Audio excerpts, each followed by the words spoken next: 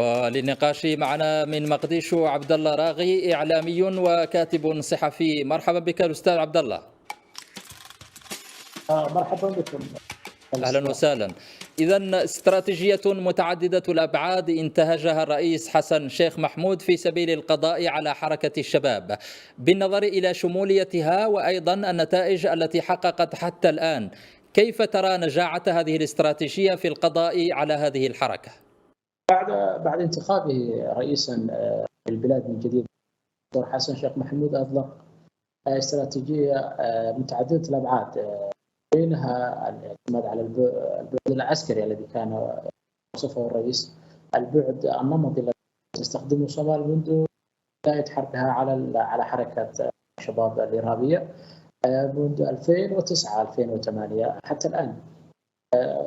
هذا البعد كان موجودا من قبل، رغم أنه كان غير مفعل بشكل كبير في السنوات الأخيرة بسبب الأزمات السياسية التي مرت على الصومال في آخر سنتين، الأزمة الانتخابية ذلك، ثم البعد المالي، هذا البعد الذي لم يتطرق إليه أحد. فكما ذكرتم في تقريركم، نتاوات الحركة تأتي بملايين الدولار لتعيد تمويل الإرهاب وعمليات الخلخلة الأمنية وما إلى ذلك.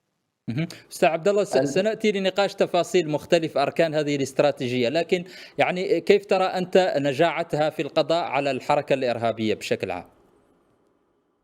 أنا أرى نجاعتها كما يرى بقية المحللين، أن البلاد كانت دائما بحاجة إلى استراتيجية شاملة، يعني لا يمكنك الاعتماد على بعد معين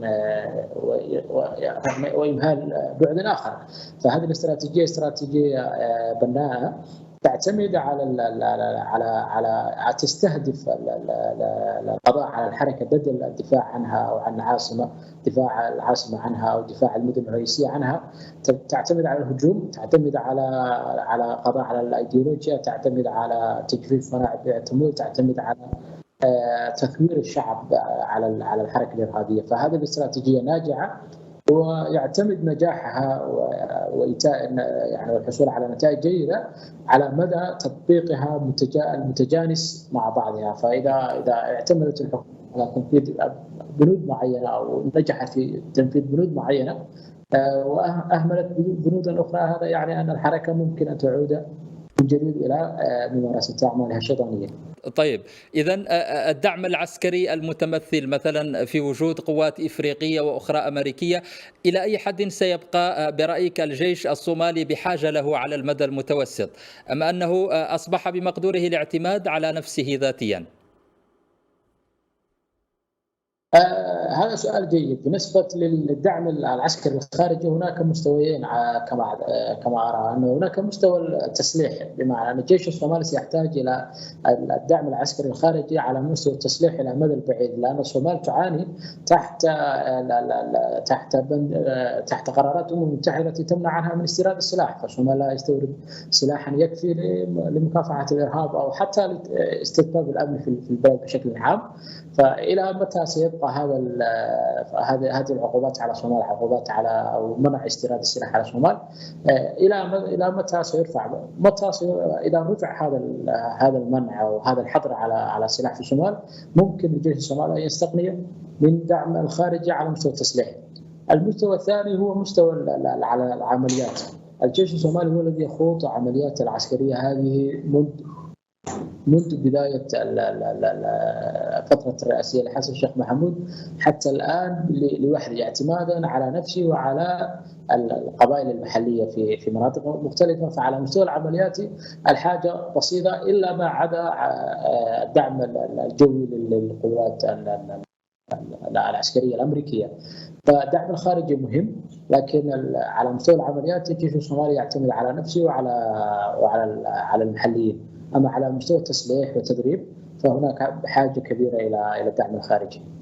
طيب، إلى جانب البعد العسكري هناك أيضا البعد الاقتصادي المتمثل في السعي لتجفيف منابع حركة الشباب. إلى أي حد برأيك يعتبر ذلك حاسما في استراتيجية القضاء على متطرفي الشباب؟ كما ذكرت سابقا، دعم المجال العسكري كان مجال تقليدي في الحرب مع الحركه، لكن المجال الاقتصادي مجال جديد. الحركة تفرض إتاوات كبيرة على الشعب، على التجار، على أي تنقلات مالية في البلد، تفرض ضرائب كبيرة على المزارعين، على رعاة حتى في مناطق نائية في البلد.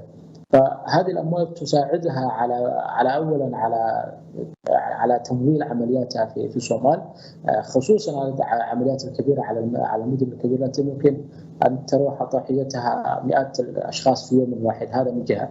من جهة ثانية الحركة تحاول تمويل جماعات متطرفة أخرى في الخارج.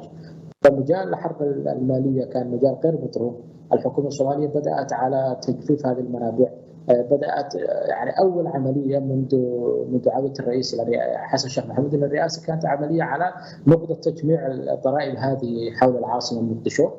فعلى مستويات عمليه وعلى مستويات تقنيه ماليه الحكومه الصوماليه تحاول على قضاء على قدره الحركه على جمع الاتاوات خصوصا من التجار الكبار.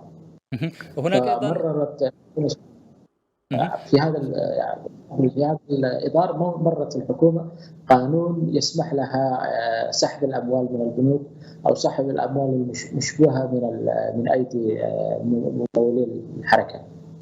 أستاذ عبد الله، ماذا عن البعد الديني والفكري أيضا، وهو أحد المرتكزات الاستراتيجية الشاملة لهذه الاستراتيجية الحكومية في مواجهة متطرفي الشباب الذين يواصلون هجماتهم منذ أزيد من عقد ونصف؟ البعد إذن الديني العسكري كيف تجد أهميته في هذه الاستراتيجية الشاملة؟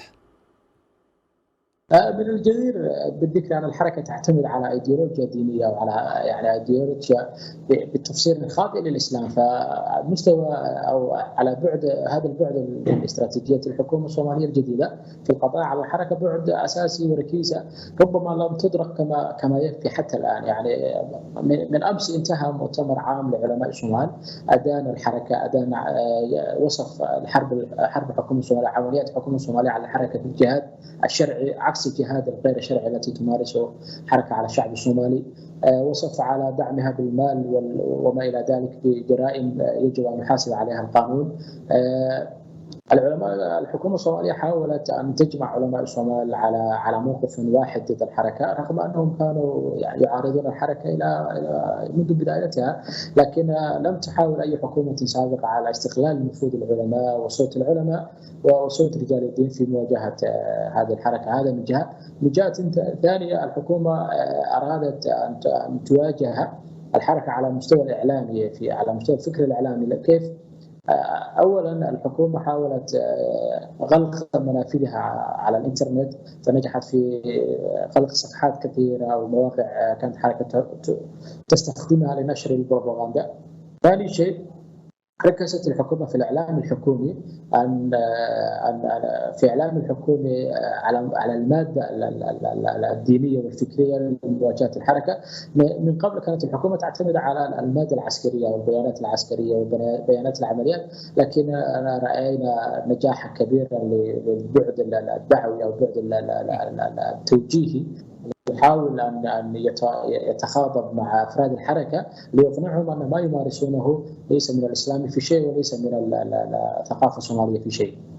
طيب، البعد الاجتماعي المتمثل مثلا في انخراط العشائر الصومالية في التصدي لحركة الشباب، إلى أي حد يمكن التعويل عليه على المدى البعيد في مواجهة هذه الحركة بمختلف المدن الصومالية؟ في هذا البنت هناك إشاعة أن الحكومة الصومالية تعتمد على القبائل. لا، على العكس، القبائل كانت أصلا تمارس يعني بدأت يعني دخلت القبائل على هذه المعركة كفرصة للدفاع عن النفس. يعني الجماعة فرضت على القبائل امور يعني لا تتحملها العقليه السليمه، فالقبائل دخلت دفاعا عن نفسها، عن افرادها، عن مناطقها، عن سبل عيشها وطريقه عيشها وعن معيشتها اليوميه. هذا الحكومه الصوماليه دعمت هذا الحراك الذي هو انطلق من نفسه. يعني الحكومة الصومالية لم تبادر إلى إطلاق هذه العملية، لكن القبائل هي التي بادرت إلى إطلاق هذه العملية. هذا من جهة. من جهة أخرى حتى وما زال القبائل على يعني ينخرطون في الحرب، لكن السيطرة والقيادة والتوجيه والتخطيط والتمويل والدعم ما زال للحكومة الصومالية. أي بصورة أخرى القرار ما زال بيد الحكومة الصومالية، لكن القبائل المحلية تدعم هذه العملية العسكرية ضد حركة الشباب بالرجال وبالمعرفة المحلية، معرفة الأرض والمناطق الصراع أكثر من الرجال والجيش. طيب أستاذ عبد الله، انطلاقا إذن من النتائج المحققة خلال الأشهر الأخيرة، كيف برأيك يمكن الاستمرار في هذا المسار، وإلى أي حد يمكن القول إن هذه هي بداية نهاية حركة الشباب في الصومال؟ إذا أردنا أن ننظر إلى الصورة الأكبر، هذه أكبر عملية أو هذه أنجح عملية خاضتها حكومات الصومالية المختلفة منذ أن ظهرت الحركة في الساحة.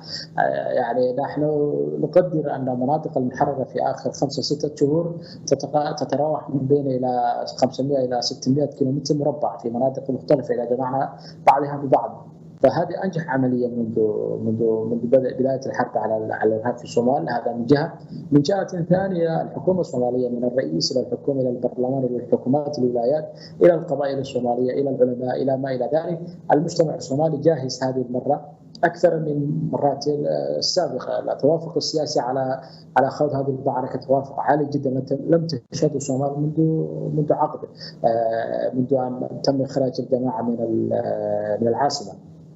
فهذه العملية أنجح عملية منذ انطلاق الحرب، لكن نجاحها يعتمد على مدى استمرارية الحكومة في ممارسة في جمع الأبعاد المعركة مع بعضها البعض في مرة واحدة، البعد العسكري والبعد الديني والبعد الإعلام الأيديولوجي والبعد المالي والبعد التطوير الشعب. أو إذن الأستاذ عبد الله راغي الإعلامي والكاتب الصحفي كنت معنا من مقديشو، شكرا جزيلا لك. شكرا لكم. شكرا لمريم مرغيش التي تشاركني إعداد هذا البرنامج. شكرا لكل عناصر الطاقم التقني، والشكر لكم أنتم أيضا مشاهدينا الكرام. يمكنكم مشاهدينا متابعة هذا البرنامج وغيره من برامج ميديان تيفي على منصتنا mediantv.com. نلتقي الأسبوع المقبل في حلقة جديدة من برنامج عين على إفريقيا. إلى اللقاء.